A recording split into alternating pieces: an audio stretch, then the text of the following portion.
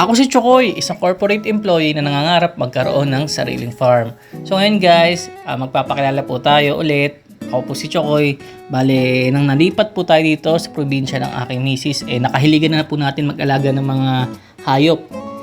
Meron po tayong alagang baboy, baka. Ngayon meron tayong 5 baka at may mga kambing din po tayo at manok. So ito po si Mary, yan. So yan ang pinakamalaki naming baka. Nabili namin ng 36,000. Tapos, ito naman po si Christmas. Nabili namin ng 33,500. Medyo mababa lang ang height. Pero, sinisigurado po namin mataba. Talaga po siya. At malakas kumain. So, parang nagmana nga sa may-ari.